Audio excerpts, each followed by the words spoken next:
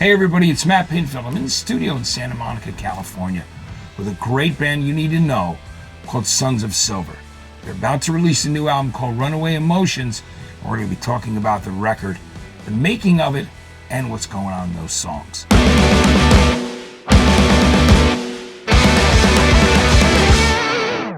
I love the song Just Getting Started on this record. I think just the reference that it brings to, remember the songs that got you through the fight, things that got you, songs that got you through everything. And there's, hearing a reference like that in the lyric is something that anybody who's a true lover of music and how songs get you through can really relate to that lyric. Oh, talk to me about that. That one was actually inspired by a riff that Kevin brought in, and in fact, oh yeah, that's right. You remember that? You should. I really don't, man. It's fun. No, it's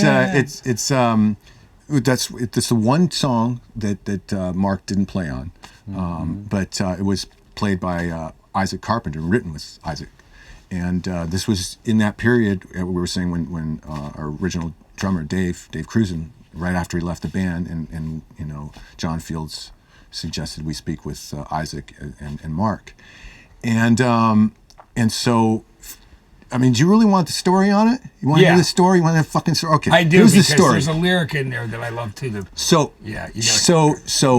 I cold call both Isaac and Mark. Yeah. And I'm like, hey, here's the situation. We got a band, and we needed someone to come in, but be more than just a session guy.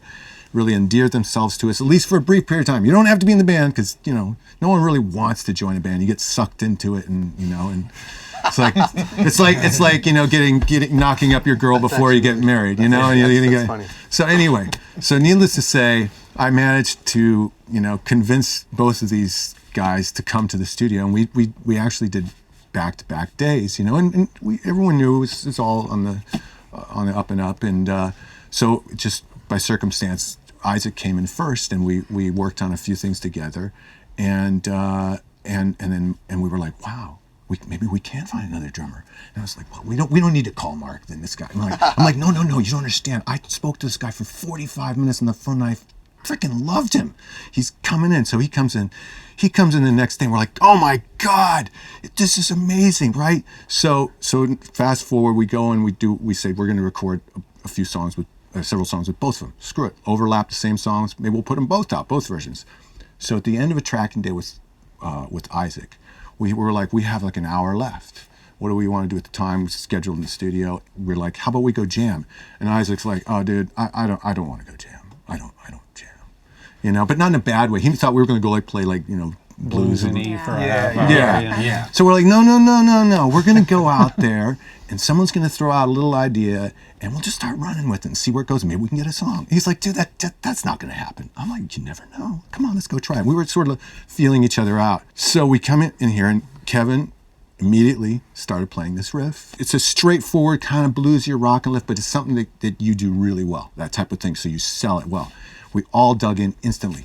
30 minutes later, the song came out, and that lyric came right from the beginning. Mm-hmm. And I remember I was actually standing about where you're sitting, and I'm looking over at Isaac, and he's playing the drums, and he's like, did you write this? Mouthing. And I'm like, no, man, often. He's like, yeah, he's digging in. Yeah, and so that's, and frankly, I thought about it after. I was like, well, where'd that line come from? Because that was really all it came that day, lyrically. And I was like, it was a rebirth. It's just getting started. And now, backtrack when I had to go finish the lyrics, which there were a lot of, because I wanted it to live up to the music. I really pulled it from something that gets you through the night, and I was like, wow, that's where the song came from. It was a song that helped us get through what was a rotten period of time for us. Yeah. And it was actually kind of a positive thing, but it's like a double, what do you call it, double entendre?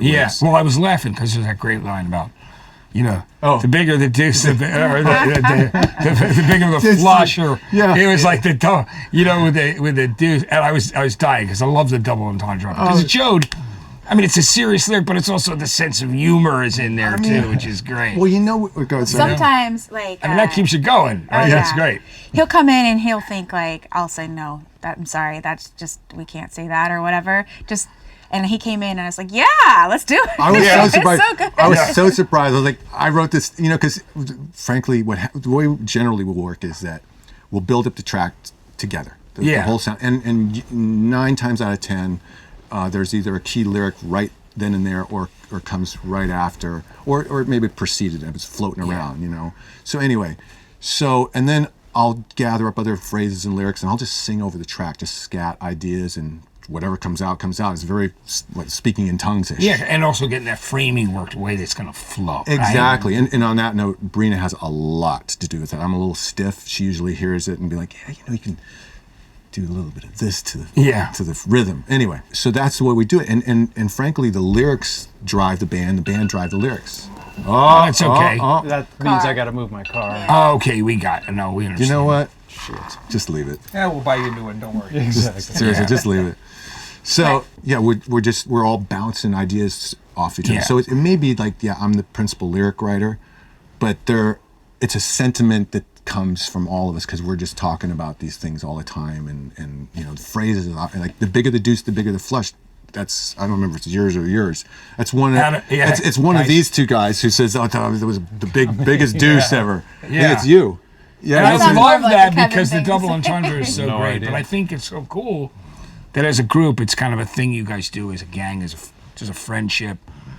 There's a working relationship that's creative, where that's what happens from people that actually hang out and spend time together. Right. Dude, You know what I gotta mean? That tell you, makes all the difference, right? I can't tell you how many times in the last few years when we're doing interviews and one of the first thing out of someone's mouth, so you guys actually worked in the same room together? And I'm sitting there like, do. Well, it is a rock and roll band. Aren't you supposed to get sweaty together to some degree? Yeah. And they're like, no one does that anymore. Just piece it out. And I'm like, come on. I can't imagine doing it any other way. If anything, just the joy of it. Yeah, I think a lot of people did it out of necessity during the pandemic. For sure. When they couldn't be together. But I think, honestly, the best records have always been done when people are in a room together.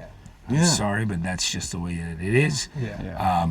The records that, you can feel you can feel the mesh, the groove of the musicians. There's like a Sweat in the point. room. There's sweat. There's a groove, and there's a place. That they rise to when you're all together. I mean, I think there's nothing that compares to that. No. Yeah. And that's not to say some good records haven't been made that way, but let's be honest.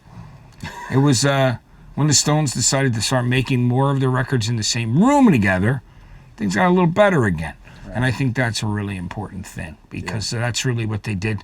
I mean, but I did the interview with all the Stones for Bigger Bang, the album that came out before in 2005. Yeah. And they had all worked in the room together for the first time since before Tattoo You, the last great album that they'd really put out.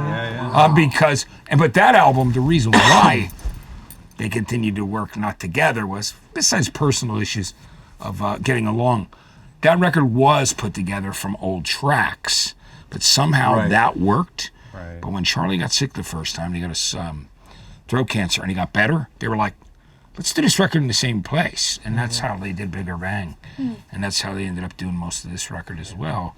But I still believe there's something about getting in that room together, man. I think so. I mean, if it works for you guys, it works for the Foo Fighters, it works for a lot of bands.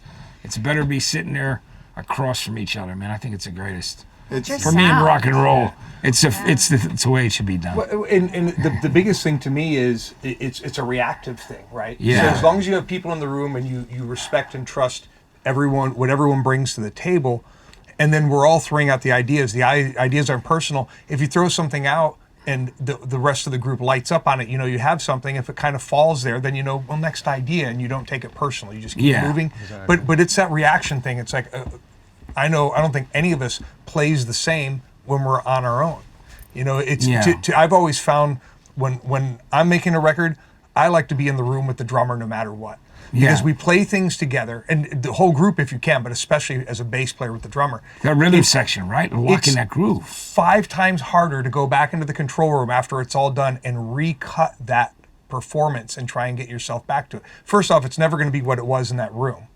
So as long as what's going on in that room is really good, keep it. At all costs if you can, because there's things that happen. You're not going to. You're watching somebody, you're hearing something, or maybe somebody plays something different once and it inspires you. And Like, you don't get that when you work by yourself. No, Not in that way. you don't. And I think that's great. And it's really evident with the way this record sounds. Because it sounds like you got that room vibe that you're together throughout this it's great record. to hear. It's got that underlying atmosphere in the production, which we'll talk about in a little bit too. Well, And- we each all have, like, if one person isn't there, it does change the sound. Like, there was times the last 6 months where we were working on the production and the guitars where I had to leave early to put the kid to sleep, and it was just Kevin and Peter, and it had a different vibe a lot sometimes. When we came back together, it's like we each have an influence. Yeah. And it's definitely, this band is 100% all of us together. Yeah. A real sum of its parts, which is great.